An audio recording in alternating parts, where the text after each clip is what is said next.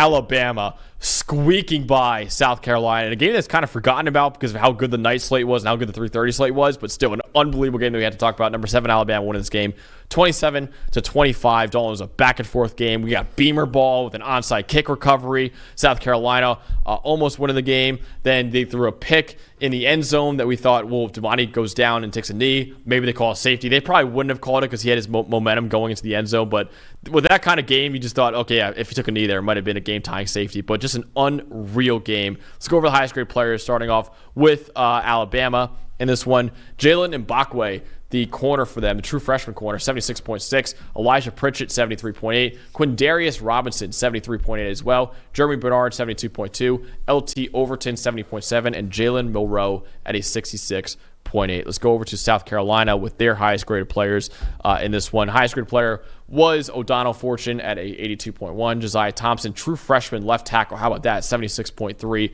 Kyle Kennard is 72.7. Nick Harbor, 71.3. The most athletic player in college football, Nick Harbor. Raheem Sanders, 71.1. And Lenore Sellers at 52.2. But Dawn, for you, what was the stat that told the story in this amazing noon game that we got? So South Carolina, when they're getting clean play from their quarterbacks, is a whole lot of fun, right? And I think we've seen this now in 2 big games, in this game and back against LSU. It was unfortunate that Lenore Sellers got hurt just at the end of the first half in that game, and then they played the second half with Robbie Ashford and just couldn't finish off LSU. Didn't get hurt in this one, but under pressure on exactly half of his dropbacks. Okay, when he was clean, 17 of 19, 201 yards, 2 big-time throws, and a 91.2 passing grade. When he had this when he was in a clean pocket, was the best that I've seen Lenore Sellers play. Problem is the half the time that he was under pressure. Yeah. 6 of 12, 3 turnover-worthy plays, 27.3 passing grade.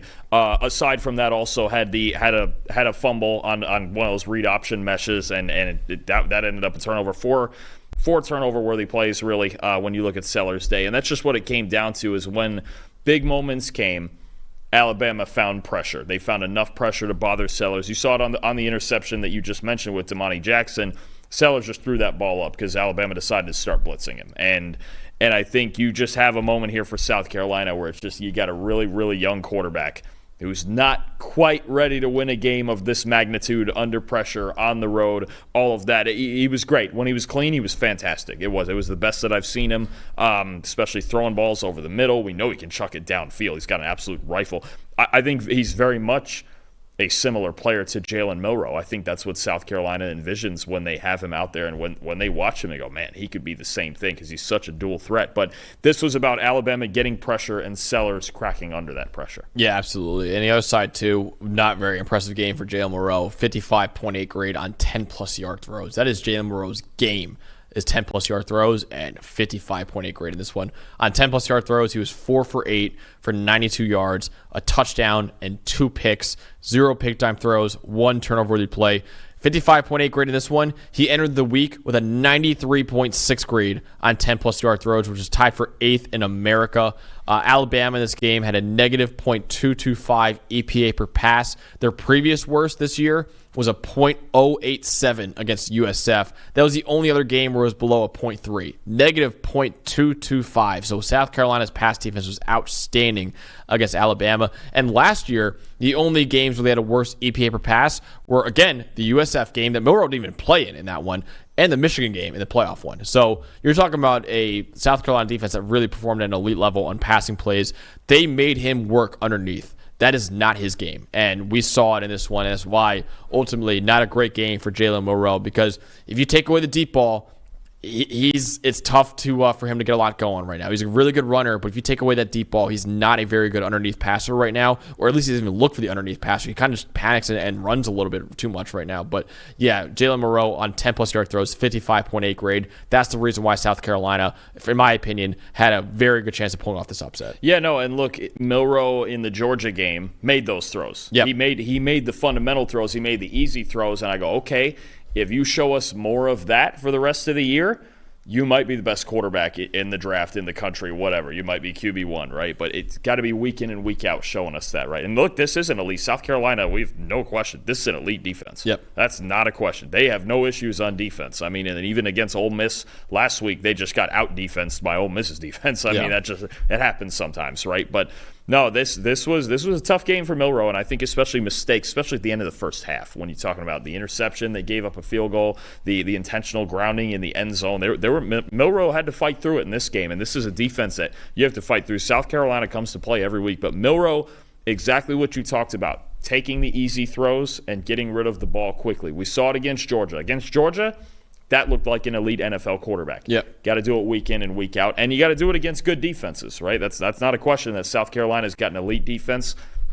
He battled in this game. He definitely battled. It also felt like this was the quietest game from Ryan Williams, too. It did. It felt like a difference. It was like, okay, there's not that one play where Ryan Williams changes the game. It didn't ever happen. So, he had to grind, and they had to grind through it against this team, against a very game South Carolina team. They're a lot of fun to watch, South Carolina is, and they're going to be fighting like this every single week. Yeah, I will say Milroe on underneath throws was actually he graded out solidly, but if you take away the 10-plus yard throws, like I said, that's really tough for Alabama's offense, especially with Kalen DeBoer, who loves to throw the ball deep too. It's just that's basically their entire offense passing-wise. So great job with South Carolina doing that. But Dalton, who was the most impressive? I think a part that goes into it is the guy that really did a great job in taking away those deep throws. Yeah, absolutely. I'm going to go to the Gamecock side of this. Their highest graded player, the corner, O'Donnell Fortune, an 83.5 coverage grade. He was everywhere. 9 tackles, 4 defensive stops, only allowed 2 catches for 14 yards. Look, this Alabama receiving core, especially now with Ryan Williams emerging as a superstar, they're hard to cover, and Fortune did a really nice job of it. Had an interception as well.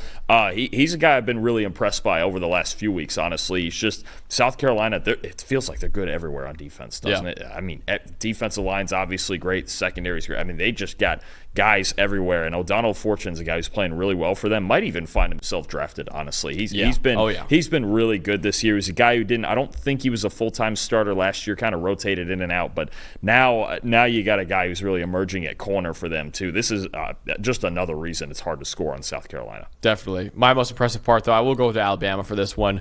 Their pass protection, man, was awesome. This is why I had Alabama with the number 1 offensive line in the country entering the year. They dominated in this game, and not only dominated, Dawn, they went up against one of the best D-lines in the country in South Carolina. At least top 5, and there's some think it's the best one. And they stonewalled them in this game. I mean, Will Campbell had a rough game against South Carolina. Will Campbell never has rough games, right? So they really stonewalled them. 81.7 pass blocking grade as a team. 2 sacks allowed, no hits allowed, 4 pressures allowed total on 28 snaps for a 14.3% pressure rate. Again, I mentioned before how you can get beat without allowing pressure. They've only allowed 3 other pressures, 3 other losses all game. Right, so the offensive line was dominant. Elijah Pritchard, we mentioned before, is the highest grade players for them. He had no pressures allowed in this one. The other 4 starters on the offensive line only had 1 pressure allowed each in this game. Dylan Stewart, who's been outstanding as a true freshman, only had 1 pressure in this game for South Carolina. And South Carolina, 58.8 pass rushing grade in this game against Alabama. Their previous season low was a 64.7 against LSU. Again, another elite offensive line too. So Alabama's offensive line came to play, especially in pass protection in this game, and that was a major reason why Alabama was able to squeak by with the victory. Yeah, it seemed like there were stretches in the game where the only guy whose name we heard up front was Kyle Kennard for South Carolina, and they have so many guys. Tonka Hemingway did have 1 sack. Dylan Stewart was very quiet.